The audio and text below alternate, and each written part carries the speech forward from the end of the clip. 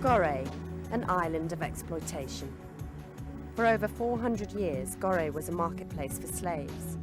Millions were shipped from here to America, Europe and Brazil. These days, anyone who travels to Senegal in West Africa usually visits Goree. UNESCO has declared it a World Cultural Heritage Site.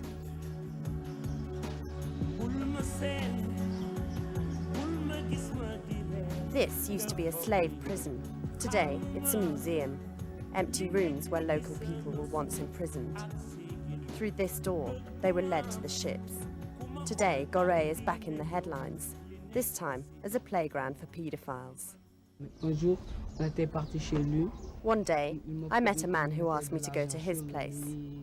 He put money on the bed. He asked me to do things with him. I refused, and then I went and warned the police about him. I wasn't sure if I should report him as a homosexual or something.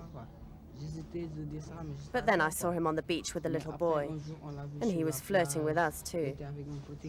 And after that, he was sent away from Goree.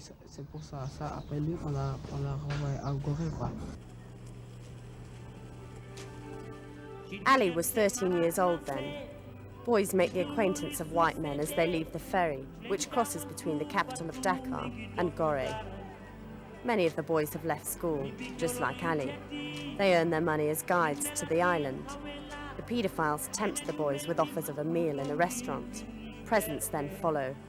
Ali got trainers and t-shirts from his paedophile. Then came the offer of sex.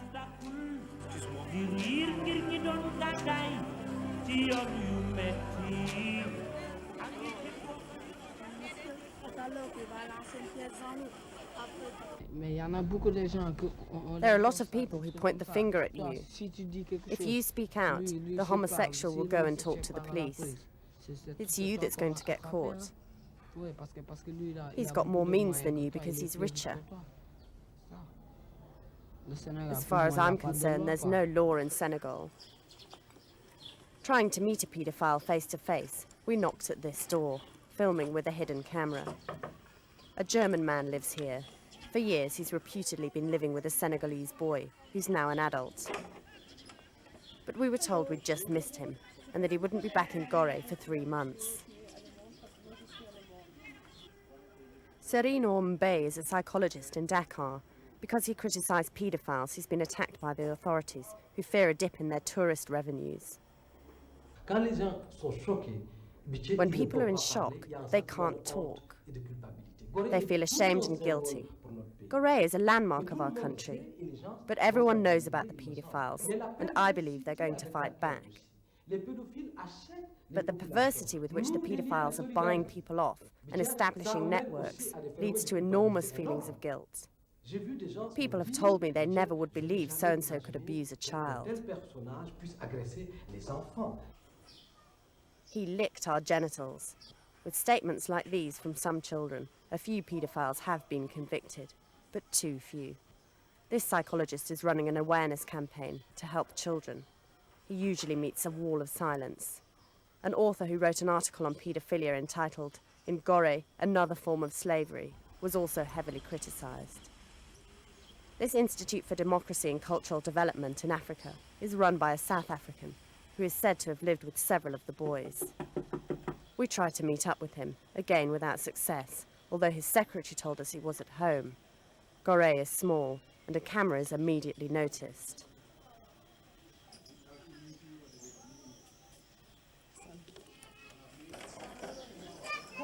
This man is supposed to have had sex with several minors. I'm not interested, he tells us. They should round up all the paedophiles in Europe first. Paedophiles feel safe here. It's hard to prove their guilt. They must be reported to the police or to be caught in flagranti. I've never seen him with a woman. It's possible because he's got a workshop. Lots of people work for him. Lots of kids too. I don't know what they do. That we can't find out, but the fact is he works with a lot of kids. That goes for all the paedophiles living here. Tioro Gay has run a restaurant here for 26 years. Like all the residents, she's fed up with the talk about paedophiles on Goree. It could hurt tourism. Others are also reluctant to talk to us. Really, we should arrest them, but we don't. Whether it's the police or the imam, nobody says anything. Marietta only wanted to be filmed in her house. She didn't want anybody to know she'd spoken to us. That would cause her problems. What does she think about paedophiles on the island? They're bad people. Really, we should kill them. And why is everybody silent about it? They don't say anything because of money. If you give out money, you can do what you want here.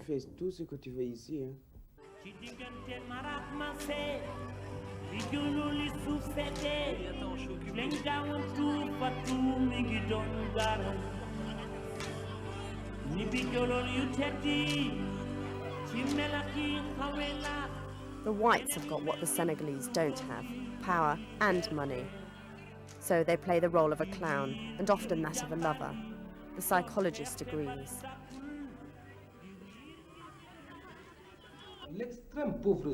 The extreme poverty of the population allows them to be compromised quite easily and become accomplices.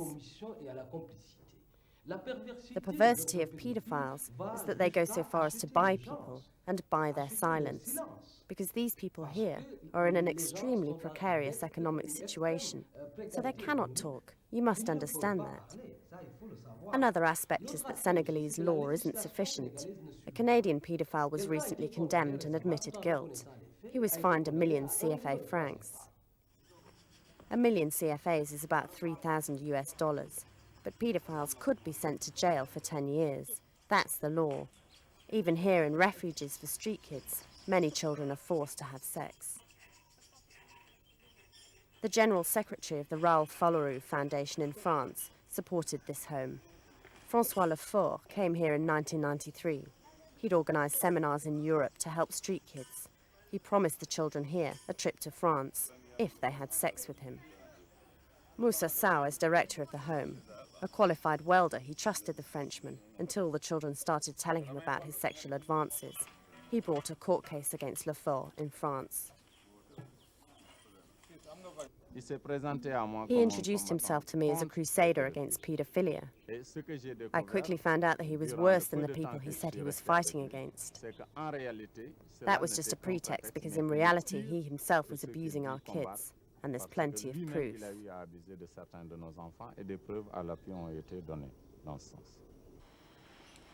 When he was 12 years old, this former street kid was persuaded to have sex with a Frenchman. The victim's identity has to be disguised. Before asked me if I'd had sex with a boy before. I said no. He asked me if I wanted to have sex with him. I said no. He said, if you do it with me, then I'll take you to France. So I said yes. So we went to his room. It was about 10 o'clock in the morning. We made love. Afterwards, he gave me 2,500 CFAs. The second time was that day at about 5 o'clock in the afternoon. He passed by the home, and he gave me a signal to follow him. We went to the room, and we did it again. Then he gave me 4,000 CFAs.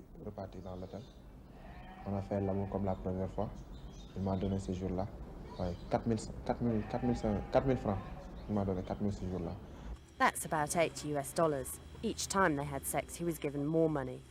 This boy was also sexually abused by Lefort for many years. They were together in France, and in the evenings they watched porno films.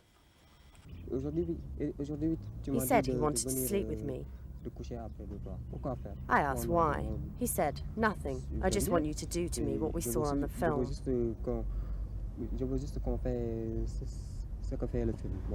Then I got angry with him, and I was angry for a while.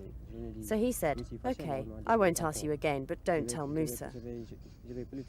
He said if I did tell, he'd get into trouble, and the money transfers to the refuge would be stopped. Then my friends would be back on the streets.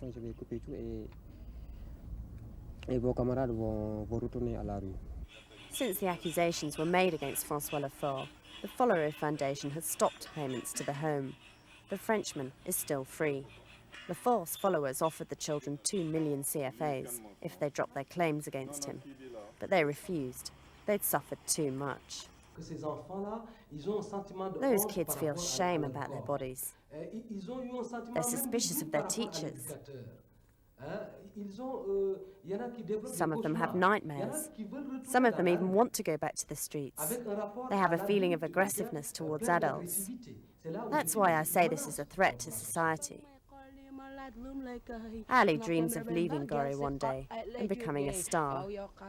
He's one of the few boys who've turned down offers from paedophiles. He went to the police. But how long can this 16-year-old resist the temptation of money and promises of a better life? It's already too late for many of Senegal's young men, victims of arguably one of the worst crimes known to man, victims once again of the white man.